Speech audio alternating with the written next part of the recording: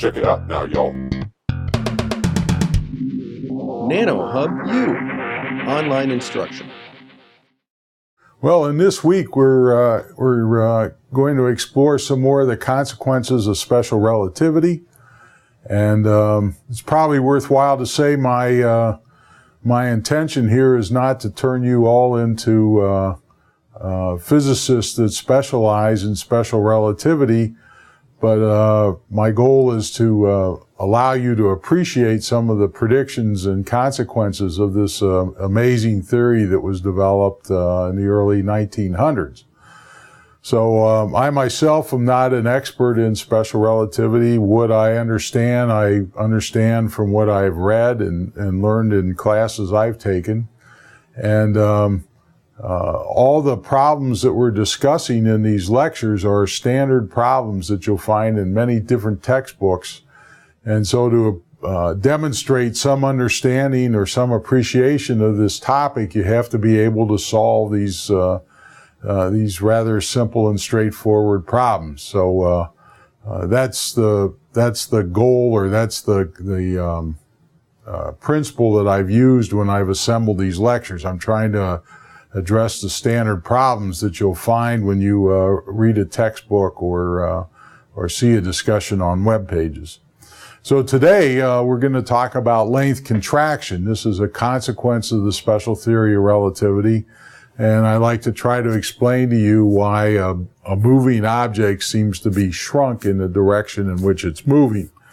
And to do that, we have to start with our light clocks. And basically, what we're going to do is we're going to measure lengths using time. And the way we're going to do this is we're going to take our light clock, which we introduced last week. We're going to rotate it 90 degrees. Right? And as a reminder, let's discuss the situation when we're in a frame at rest with respect to this light clock. So you remember how it works. There's a pulse of light that's emitted. That light pulse travels at the speed of light. It strikes a mirror at this end of the light clock, and it's reflected.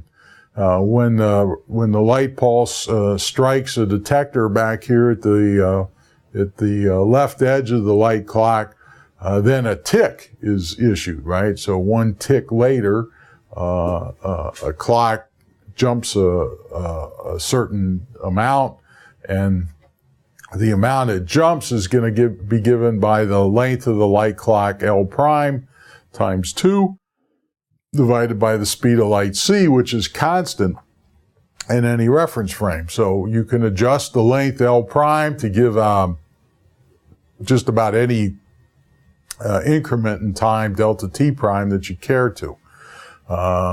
So this is the situation with the light clock rotated 90 degrees. There's no mechanical parts. That's one of the reasons we use this light clock concept, because it's very simple. And of course, you should be struck by the similarity of a light clock to one of the arms of Michelson's interferometer. That's no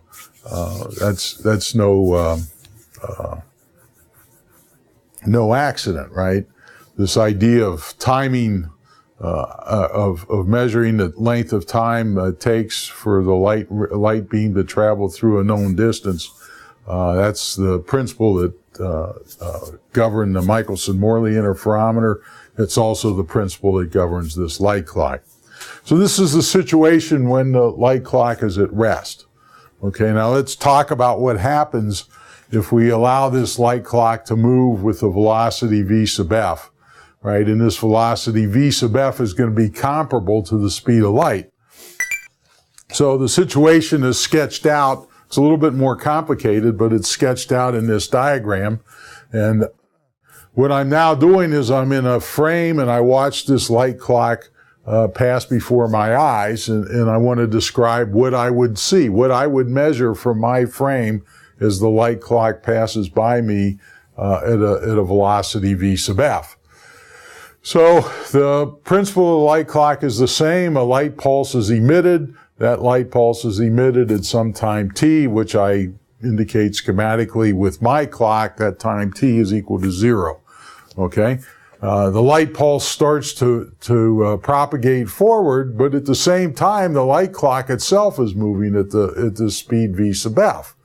And so the light pulse has to basically catch up with the mirror at the end of the light clock, and it'll eventually do that because the light clock is traveling at a speed less than the speed of light, and the light pulse is traveling at the speed of light. And so eventually, this light pulse will catch up with the mirror, and it'll be reflected from it. And as the light pulse travels backwards, right, this end of the clock moves up to meet it. So that's the situation that I try to show here, right? So, and this then is the tick that's recorded, right? This is the tick that's recorded as the light clock is moving. And of course, this time interval, right? If it takes an amount of time delta t1 for the light pulse to hit the mirror, and then if it takes an additional time delta t2, which is indicated by this, for the light pulse to come back and hit the detector, then my tick, right, the tick that I would measure for a time interval is just going to be the sum of delta t1 plus delta t2. So the trouble is now, because the light clock is in motion, right, the light pulse actually travels a longer distance than just the length L of the clock. The light pulse actually travels a distance L plus this additional displacement V sub f times delta t1. That's for the beam, that's the length of time it's going to take for the beam to strike the mirror. And then coming back, the end of the clock basically moves up to intersect the light clock. And that time interval delta t2 is going to be shorter than delta t1. And the light beam is going to basically go through a distance now given by L minus V sub f delta t2, right? And since the light beam is moving at the speed of light, the light beam is going to cover this distance in that time interval delta t2. So these two equations give me an expression for delta t1, delta t2. I can solve these equations for delta t1 and delta t2. I add those two numbers together, and what I get is I get this result here, right? Which basically says that the time interval to record one tick from my reference frame is 2L over C, where L is the length of the clock, divided by this 1 minus VF squared over C squared. Okay? So that's what I would measure if I were just trying to calculate how long the clock ticks from my reference frame as the clock moves by at the speed v sub f. But the other thing I've got to remember is I've got to remember this time dilation problem that we solved last week. Right? And the time dilation problem says that there's a relationship between the time I measure and the time that's measured in the moving frame by an observer is related one by the other by this square root of 1 minus VF squared over C squared. Right? And of course, this time interval delta t has got to match this time interval delta t. So that's what I do is I just set this relativistic time dilation formula. I represent that in red here, right? And I've got an expression for delta t prime because delta t prime is now the time for one tick in the reference frame of the clock where the clock is stationary, right? That delta t prime is just the length 2L prime divided by C, right? So I have to set this red equation equal to this blue equation and see what happens. And when I do that, I find out that the clock in the stationary reference frame is equal to gamma times the length of the clock in the moving reference frame. So if I measured the length of the clock L as the clock moves by, I call that distance L. I have to multiply that distance L by gamma to get the actual length of the clock in the frame in which it's at rest. And since gamma is a number that's greater than 1 for any value of V sub f, right, the implication is that the length of the clock that I would measure as it flies by is always going to be less than the length of the clock in a reference frame that's stationary. And so this is the argument that leads to the fact that dimensions are contracted along the direction in which motion is occurring. You can see this effect a little bit more efficiently running simulations. So again, I give you the website. I've got two clocks. One clock is red, one clock is green. The red clock is fixed, right? Ideally, the red clock and the green clock are identical. They're exactly the same. And if the green clock has a zero velocity, right, and I just run the simulation, you will see that as you would expect, as the light pulse is emitted, it strikes the mirror, comes back. Every time it hits this end of the clock, there's an increment in time, right? And the red clock and the green clock, when they're both at rest with respect to one another, are perfectly synchronized and keep identical times, right? So that's not a problem. Now, if I let this green clock move with a velocity v sub f, it's going to pick up, it's going to look to me like it's got a length L, and the length L is going to be L prime divided by gamma. And in order to recover the time dilation that we know happens when you've got a clock moving with respect to a stationary reference frame, right? In order to recover that time dilation, the length of the clock that I would measure from my stationary reference frame is the length of the clock when it's got zero velocity divided by this factor gamma. So for instance, this particular simulation, I use v sub f is equal to 0.866c. The reason I use that is because gamma then is precisely equal to 2. So in fact, the length of this clock as it's moving is 1/2 the length of the clock, it's 1/2 the length of the clock when it's at rest. And so when you run this simulation, what you'll find that time is in fact dilated. There's a factor of 2-to-1 ratio in the time measured by the red clock with respect to the green clock. But what you can see is how the light pulse takes a long time to catch up to the clock. And then when it's reflected and goes back to the detector, that time interval is much shorter because basically the end of the clock comes up to meet the light pulse after it's been reflected from the mirror. And so the correct expression for time dilation is recovered. If you recall from a previous lecture, when we had v sub f is equal to 0.866c, right, there was a 2-to-1 ratio in time intervals, and that in fact is recovered.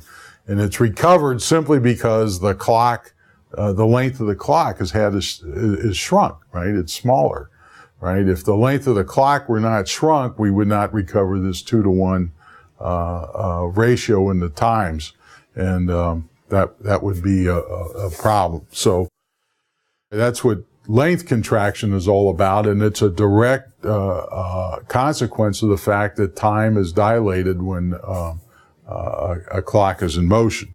So the remainder of the lecture is just to work through a couple of examples. I'm going to say basically the same thing in different ways to try to give you some insight or some understanding of how this rather surprising result can occur.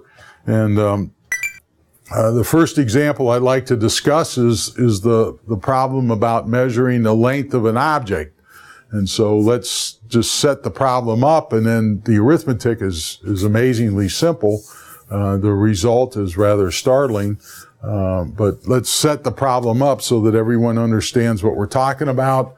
What we're saying is we've got a yardstick, let's say, indicated by this red rod, right? And this yardstick is in a moving reference frame S prime, and that reference frame S prime is moving with a velocity v sub f in the x direction according to this reference frame S, right? And so the guy in the stationary reference frame, the guy that's at rest with respect to the ruler, he can measure the endpoints of the ruler, and he gets dimensions. He marks the endpoints of the ruler down on his x prime axis, and he gets values x2 prime and x1 prime, right, for the ends of the rulers. And of course, if you want to know how long the ruler is, you got to subtract x2 prime from x1 prime, right? You do that subtraction and you get the length of the ruler in the S prime reference frame. When that S prime reference frame whizzes by the S frame, an observer in the S frame can see where this rod is located, and he does his best to make measurements in his reference frame using his ruler about where the endpoints of the rod are located. And if he can make those marks or make those measurements in some fashion, then he can estimate the length of the rod that he would measure by just subtracting x2 and x1, one from the other. And that would be the length of the rod in his reference frame. So the problem is, of course, to get from coordinates in the prime system to the unprimed system, you've got to use the Lorentz-Einstein equations.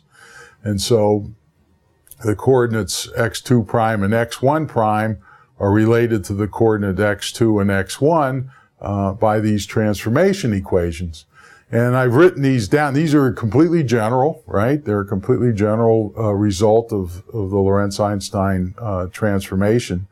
And I've written them down so that there's a time interval, T2 and T1. So, depending on when the observer in the unprimed reference frame measures the end of the rod at x2, and when he measures the rod, the beginning of the rod, x1, right?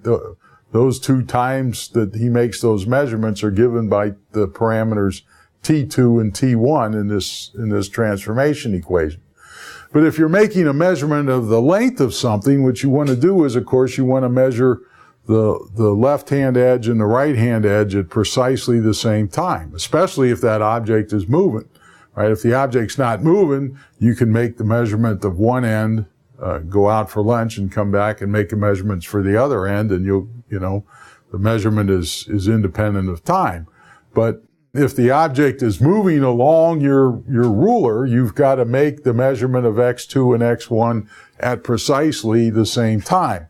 And that just simply means that when you take the difference of these two equations to get the length of the rod, right, you have to set T2 equal to T1, right? That's the issue here, because when you make a measurement of a moving object, you've got to measure the front and the back end at the exact same time. So when T2 is set equal to T1, then you can see what happens, right? You'll end up with this expression here. This parameter in the denominator is just 1 over the square root of 1 minus beta squared. That's just gamma. And so you'll see that delta x prime is equal to gamma times delta x. So if delta x prime is equal to 1 meter and gamma is a number greater than 1, then for this equation to be true, delta x has got to be less than 1 meter. And this means that when the stationary observer measures the length of that rod, he's always going to get a number that's less than the length of the rod measured by the observer in the moving reference frame. You can tabulate some numbers.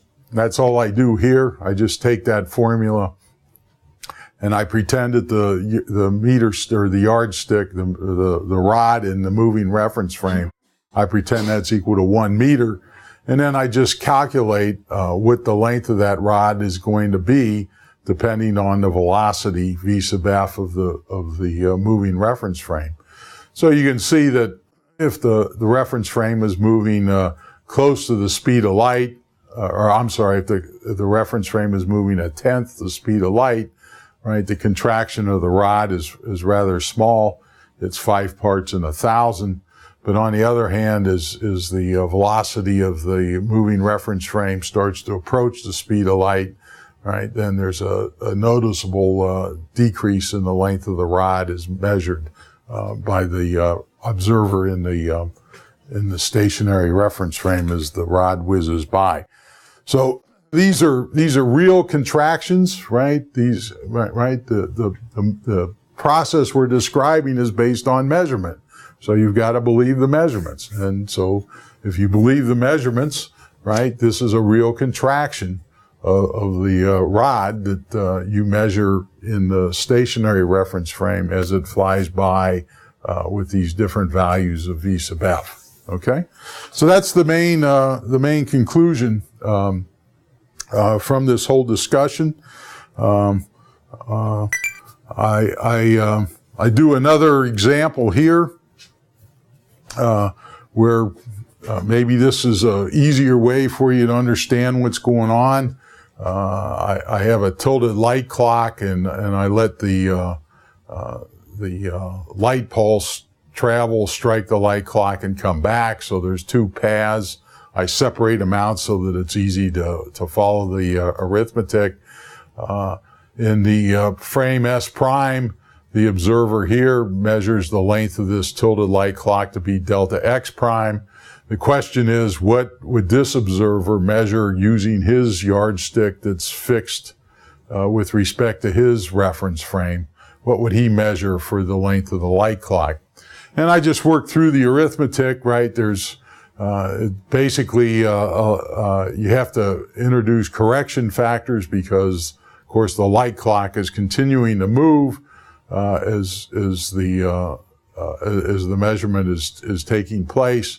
So the time it takes for the light pulse to go from here to here is not just the length of the light clock divided by the speed of light. There's an additional term that's related to how fast this frame is moving with respect to that.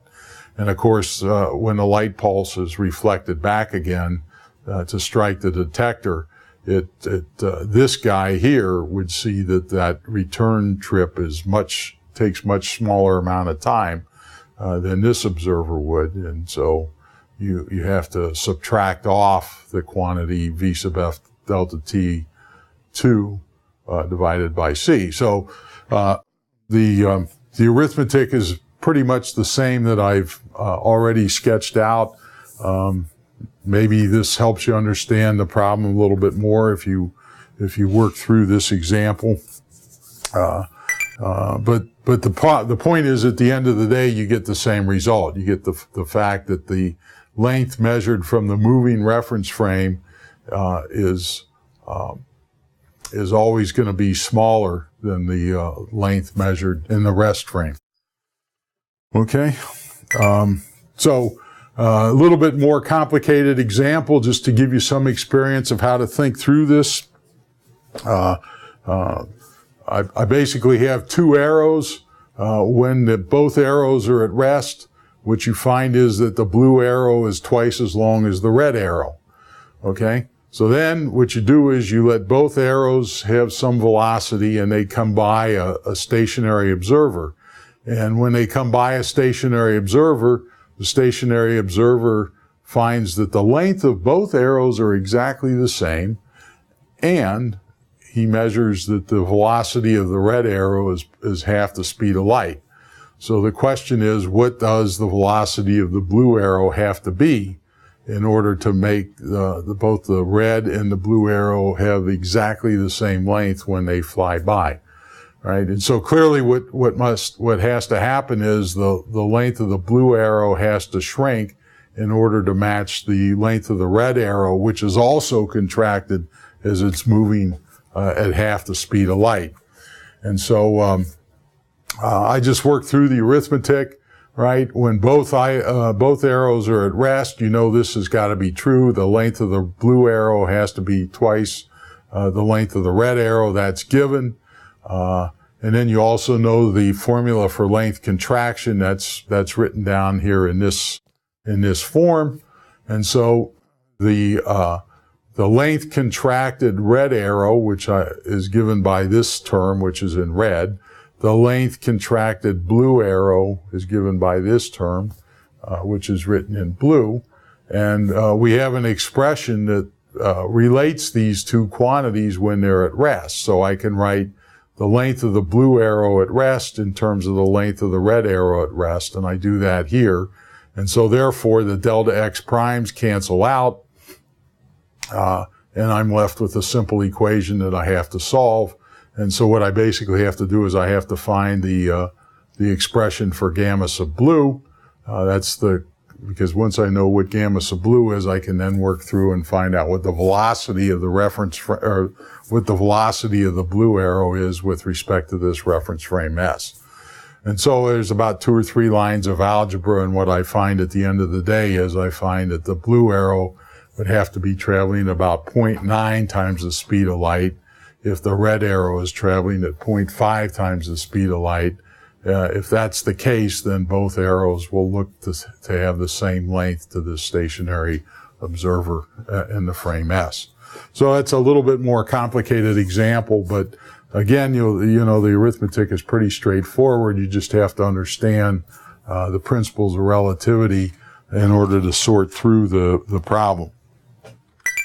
I'd also like to make the point that there's no change in the dimensions of an object perpendicular to the motion of that object, and that's expressed in the Lorentz-Einstein transformation equations by these two separate equations that say y prime equals y and z prime equals z. It's only the direction it's only the coordinate or it's only lengths in the direction of the motion v sub f that are length contracted. The y prime and the z prime axes remain the same. So, you know, who's really correct in this business? And what I always like to emphasize is that each measurement is correct because relativity is really relative. And the point is there's really no preferred or favored reference frame, right? If there were, then one of these measurements would be preferred over the other. But there's no preferred reference frame, and so each measurement is always made with respect to some other reference frame. So that's the bottom line, right? That's the actual bottom line that you have to remember when you work through these problems. So this is a very surprising result. If you come back and listen to the next lecture, I'll try to give you some understanding of why this result happens. And it's basically related to the fact that when you deal with special relativity, this concept of simultaneity has to be abandoned. So we can no longer have simultaneous events anymore. That's an offshoot of special relativity. And the fact that you lose simultaneity gives rise to the fact that lengths are contracted in the direction of motion of objects. So we'll see you for that lecture. Think about this a little bit because it's kind of interesting, and try to understand the implications, how you use the transformation equations to sort through these problems.